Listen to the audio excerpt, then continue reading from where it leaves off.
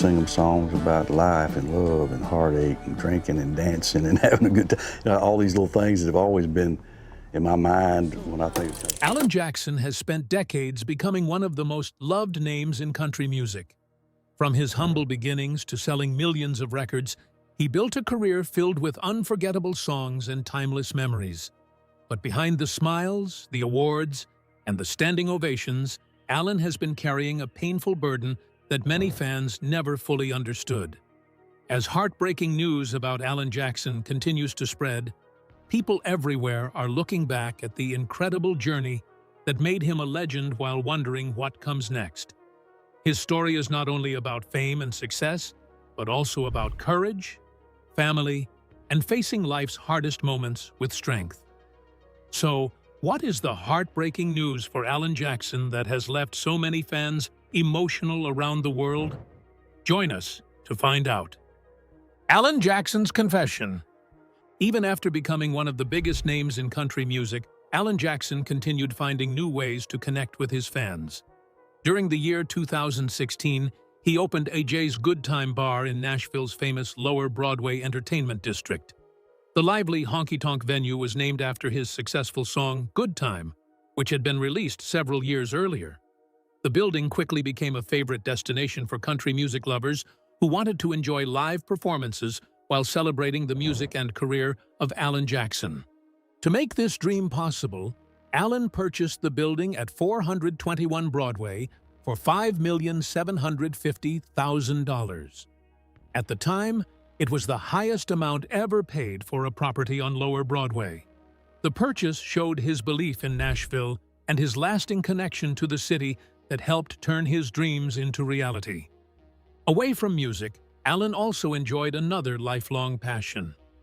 He loved collecting classic cars. Over the years, he built an impressive collection that included several rare and valuable vehicles. Among them were an Amphicar, a 1968 Shelby GT 500 KR convertible, and a 1970 Chevelle SS 396. His collection reflected his appreciation for timeless designs and carefully preserved pieces of automotive history. Although life appeared successful on the outside, Alan was quietly facing a personal struggle that very few people knew about. For many years, he continued recording music and performing on stage while dealing with a serious health condition that became more difficult to hide as time passed. Alan had been diagnosed with Charcot-Marie tooth disease during the year 2011. Instead of speaking publicly about it, he chose to keep the diagnosis private.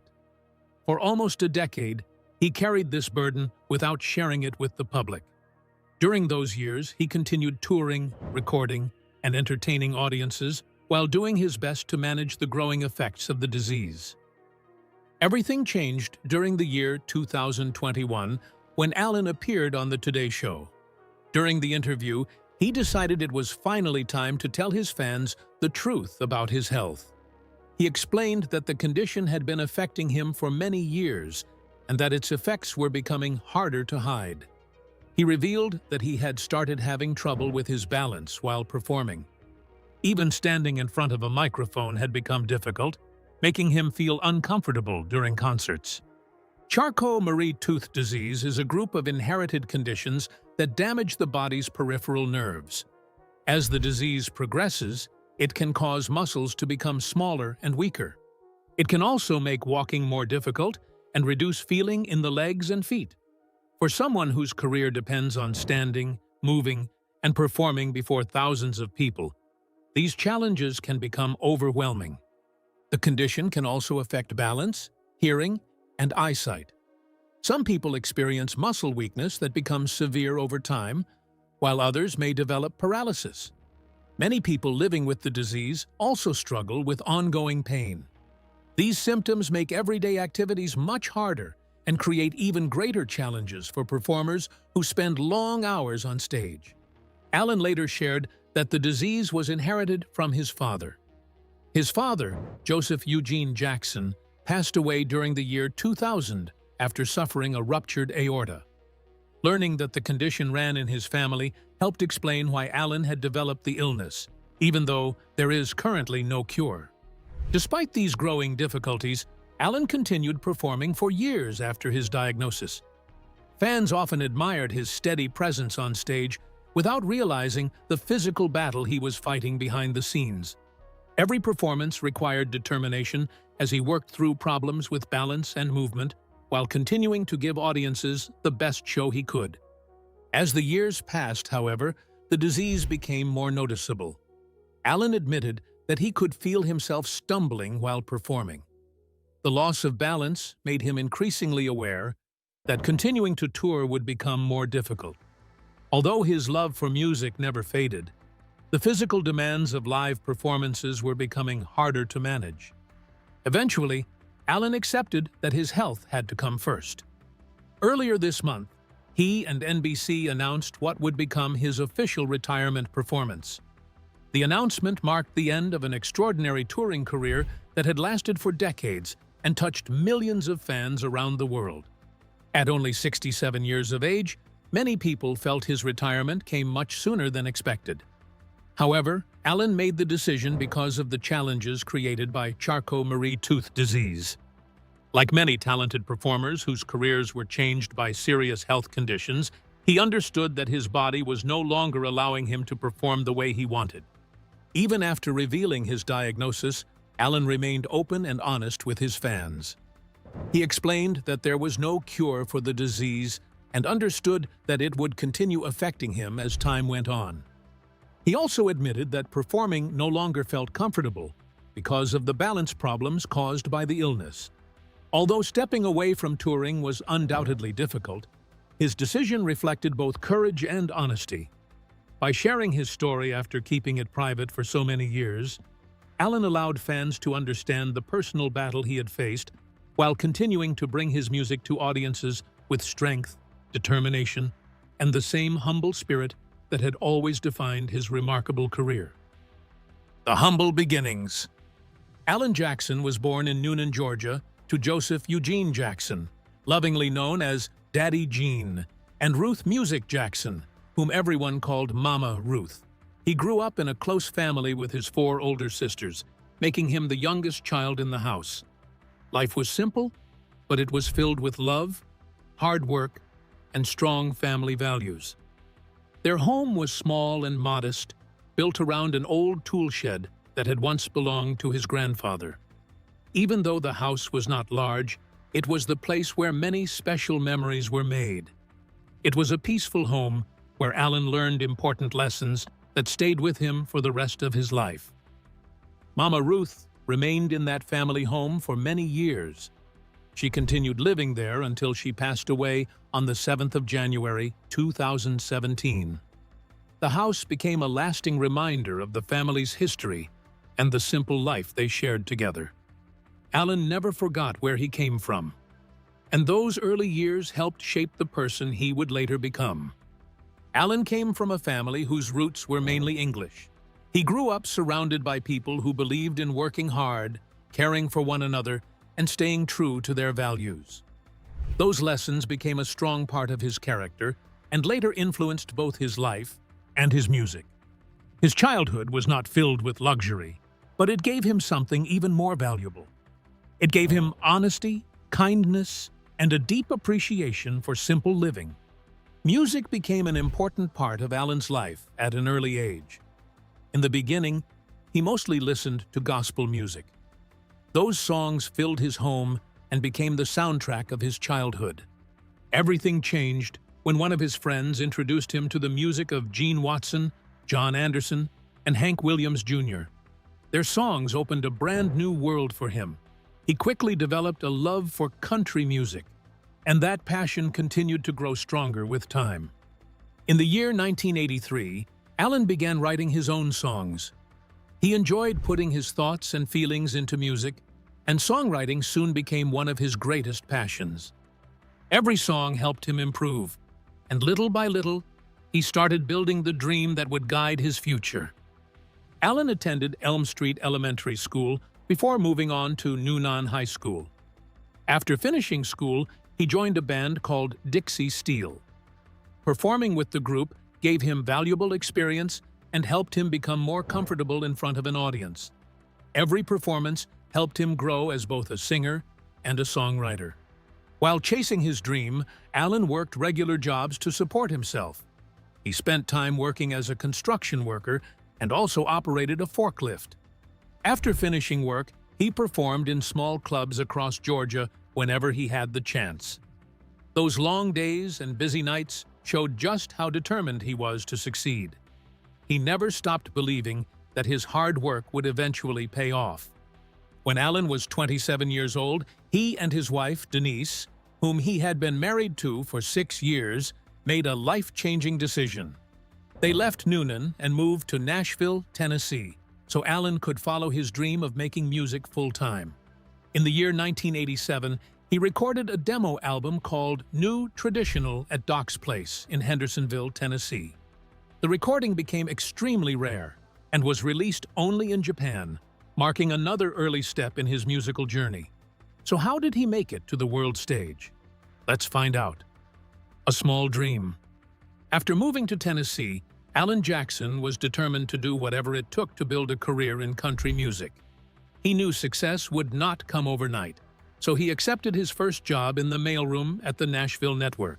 While sorting mail during the day, he stayed close to the music world he dreamed of joining.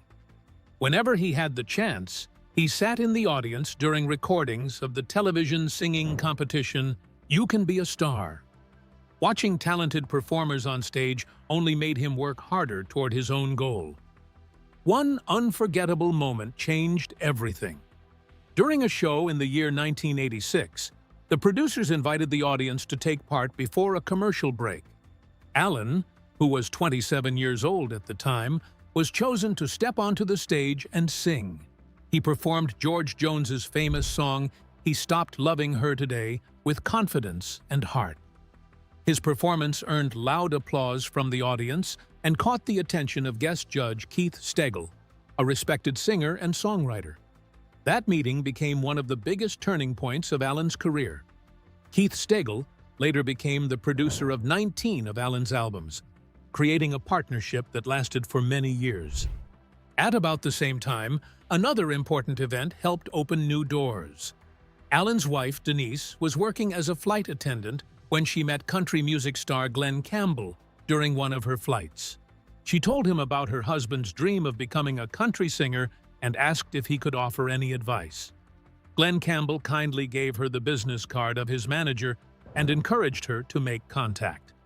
That simple act gave Alan another valuable opportunity and helped move his career in the right direction. Before long, Alan signed a recording contract with Arista Records. In the year 1989, he became the very first artist signed to the newly created Arista Nashville division. It was an exciting milestone because the label believed strongly in his talent and wanted him to become one of its leading country artists.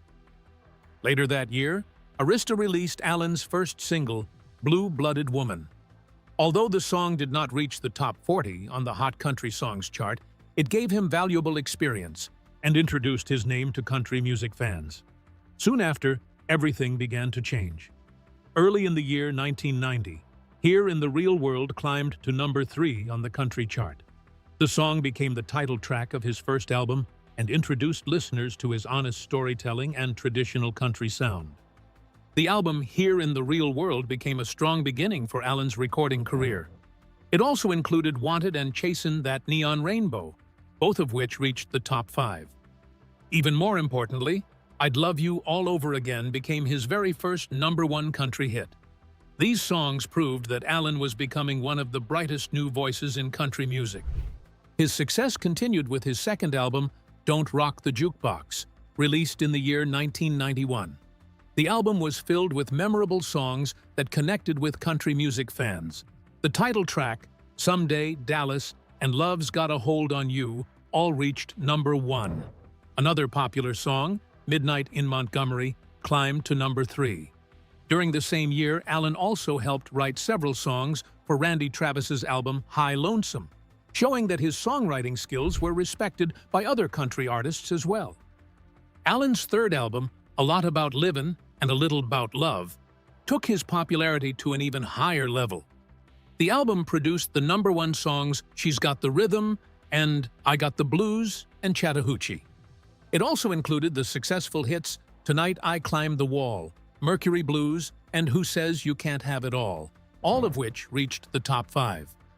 Chattahoochee became one of Alan's best-known songs and earned him the Country Music Association Awards for both Single of the Year and Song of the Year in the year 1994. That same year brought another important change behind the scenes. Alan decided to leave 1010 Management, the company that had guided his career from the beginning. He chose Gary Overton to manage his career as he continued reaching greater success. Alan released his 4th album, Who I Am, and it quickly became another major achievement. The album featured 4 #1 songs. They included his lively version of Summertime Blues, followed by Livin' on Love, Gone Country, and I Don't Even Know Your Name. Another song from the album, Song for the Life, reached number 6 on the country chart. Around the same time, Clay Walker scored a #1 hit with If I Could Make a Living, a song that Alan helped write. In the year 1996, Alan also appeared on the television show Home Improvement. During the episode, he performed Mercury Blues, giving viewers another chance to enjoy his energetic stage presence. The Greatest Hits collection arrived on the 24th of October, 1995. The album brought together 17 of his biggest hits, along with 2 newly recorded songs, I'll Try and Tall Trees. It also included Home, a song from his first album that had never been released as a single. Both of the new recordings reached #1, showing that Alan's popularity remained stronger than ever. Another successful album, Everything I Love, followed in the year 1996. Its first single, Little Bitty, written by Tom T. Hall, quickly reached the top of the country chart. The album also featured another #1 hit, There Goes, while his version of Who's Cheatin' Who reached #2. However, A House with No Curtains became his first single since the year 1989 that did not finish inside the top 10. Alan returned in the year 1998 with High Mileage. The album opened with I'll Go On Loving You, which reached #4. It was followed by Right on the Money, the album's only #1 hit. The song was written by Phil Vassar and Charlie Black, and became another fan favorite. In the year 1999, Alan released Under the Influence, an album made up of classic country cover songs. At a time when country radio was moving toward rock and pop sounds, he proudly stayed faithful to traditional country music. Later that year, during the Country Music Association Awards, George Jones decided not to perform after being asked to shorten his appearance. To show his support, Alan paused his own performance, sang George Jones's song Choices, and then walked off the stage, creating one of the most unforgettable moments of his career. But fame has a way of changing things entirely. Stick around. The fame that changed Alan Jackson forever. As country music began changing during the 1990s and early 2000s, many artists started adding more pop sounds to their songs. Alan Jackson believed country music should stay true to its roots. Along with fellow country star George Strait, he shared his feelings through a powerful song. The song questioned the direction country music was taking and started a major conversation among fans, artists, and people working in the music industry. Many wondered if traditional country music was slowly disappearing. Even though the song was never officially released as a single, it became an unexpected success. The song climbed higher on the country music chart than any other non-seasonal album track during the broadcast data systems era. It even broke a record that had previously belonged to Garth Brooks with Belleau Wood. The song became so popular that Alan Jackson and George Strait were invited to open the Academy of Country Music Awards in the year 2000 with a live performance. Their appearance reminded many people why traditional country music continued to have loyal fans. Alan's simple style also made him stand out from many other performers.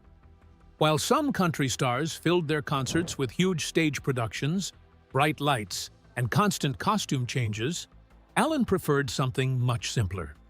His performances focused on the music instead of special effects. This honest approach helped him connect with audiences who loved country music for its storytelling and heartfelt emotion. A heartbreaking moment in American history inspired one of the most emotional songs of Alan's career. After the terrorist attacks on the 11th of September 2001, he wrote "Where Were You When the World Stopped Turning?" The song honored the people who lost their lives during the tragedy and gave comfort to many who were struggling to understand what had happened. The touching lyrics spoke directly to people's hearts during a time of deep sadness. Alan first performed the song during the Country Music Association Awards in the year 2001. His performance became one of the most unforgettable moments of the entire show. The response was overwhelming. So many people visited his official website after the performance that it could not handle the huge amount of traffic and temporarily stopped working. Although Alan had never planned to release the song as a single, radio stations quickly began playing it because listeners requested it again and again. Before long, it became a major hit and introduced Alan to an even wider audience. The song later appeared on his album Drive, including both the live award show performance and a studio version made for radio. In the year 2002, Alan released his second Christmas album, Let It Be Christmas. It followed his earlier holiday album, Honky Tonk Christmas, and gave fans another collection of festive songs filled with warmth and traditional country spirit. Not long afterward, singer Jeannie Kendall invited Alan to record a duet with her. Alan suggested the song Timeless and True Love, and the recording appeared on her first solo album, which was released during the year 2003. During the early part of the year 2006, Alan released his first gospel album, Precious Memories. The project was especially meaningful because his mother loved gospel music and had encouraged him to record songs from his faith. Alan originally saw the album as a personal project rather than a major commercial release. Even so, listeners warmly welcomed it, and it eventually sold more than 1,800,000 copies. The success showed that fans appreciated hearing another side of his musical talent.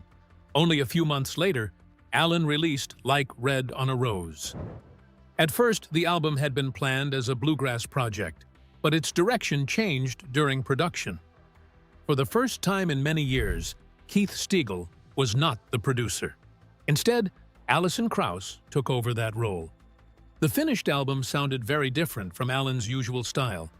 Rather than focusing on his well-known traditional country sound, it leaned more toward soft rock and adult contemporary music. The new musical direction surprised many longtime fans. Some believed Alan was moving too far away from the traditional country style that had made him famous. Although music critics praised the album, it did not achieve the commercial success that many expected. Even with the mixed reactions, Alan remained true to himself and continued making music that felt meaningful to him. For his next project, Alan returned to the traditional country sound that fans loved. His album Good Time was released during the year 2008. The first single, Small Town Southern Man, reached radio before the album arrived and reminded listeners of his classic style. More successful singles followed, including Country Boy, Good Time, Sissy's Song, and I Still Like Bologna. Among those songs, Sissy's Song carried special meaning. Alan dedicated it to Leslie Sissy Fitzgerald, a longtime friend of the Jackson family who had worked in their home for many years. After she sadly lost her life in a motorcycle accident during the year 2007, Alan honored her memory with this heartfelt song.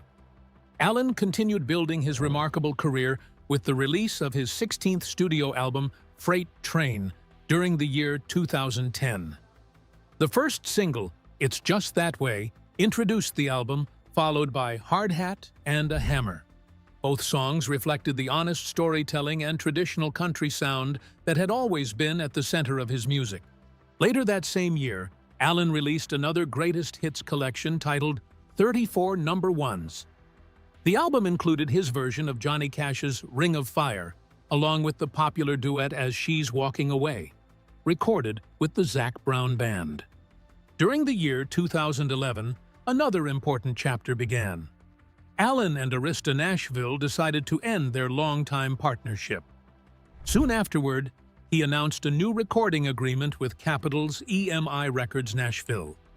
The partnership also included his own label, Alan's Country Records, allowing his future music to be released and promoted through Capitol's EMI Records Nashville, while he continued the remarkable journey that had made him one of country music's most respected stars.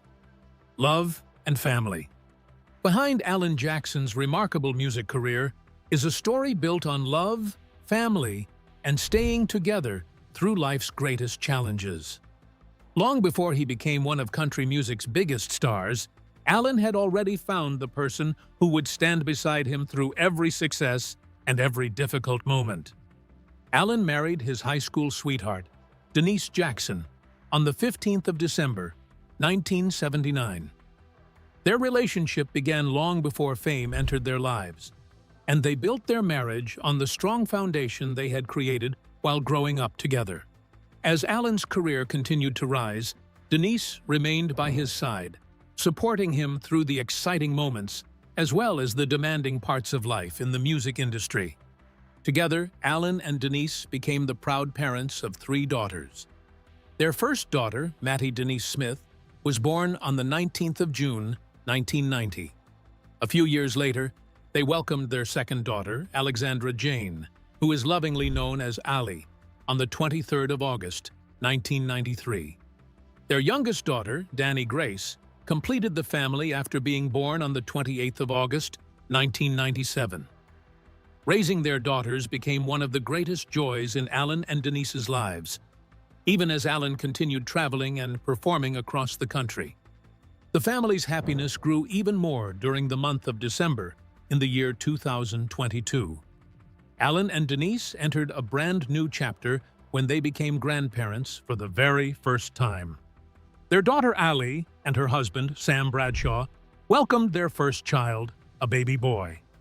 The special moment brought another generation into the Jackson family and filled their lives with even more love and happiness.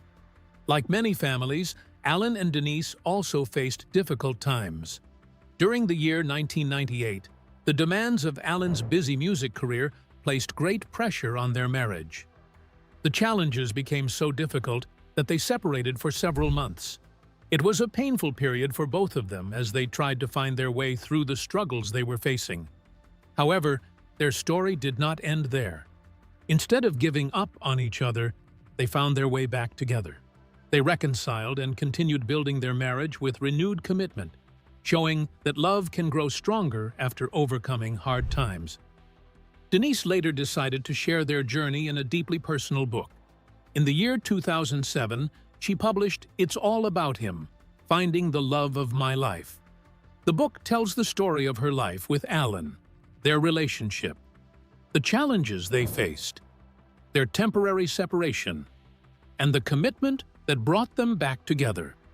It also shares the important role that her Christian faith played throughout those experiences.